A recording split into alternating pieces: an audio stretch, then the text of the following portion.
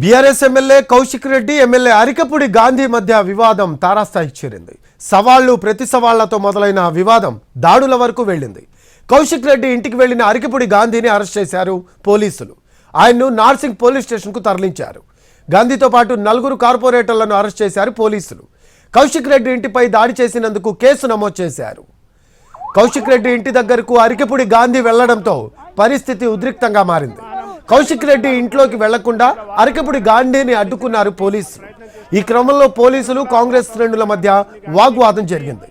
కౌశిక్ రెడ్డి ఇంటి గేటు తోసుకొని లోపలికి వెళ్లారు కాంగ్రెస్ కార్యకర్తలు.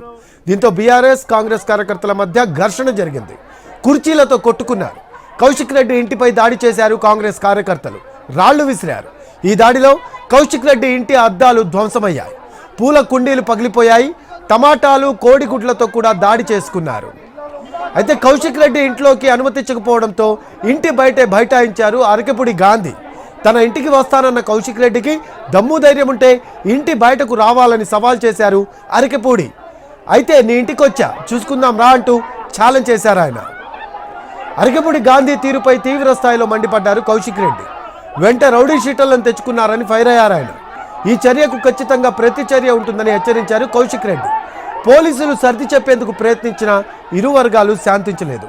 దీంతో పోలీసులు కౌశిక్ రెడ్డి ఇంటి ముందు బైఠాయించిన అరికపుడి గాంధీని అదుపులోకి తీసుకుని అక్కడి నుంచి తరలించారు.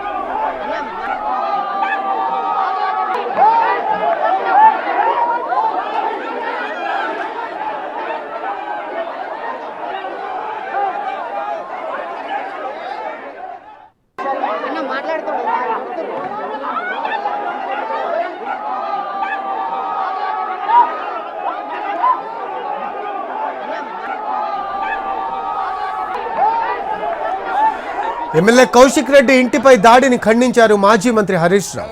హరీష్ రావు ఆధ్వర్యంలో బీఆర్ఎస్ సిటీ ఎమ్మెల్యేల బృందం కౌశిక్ రెడ్డి ఇంటికి బయలుదేరింది. ఇప్పటికే బీఆర్ఎస్ ఎమ్మెల్యే పల్లా రాజేశ్వర్ రెడ్డి కౌశిక్ రెడ్డి ఇంటికి వెళ్లారు.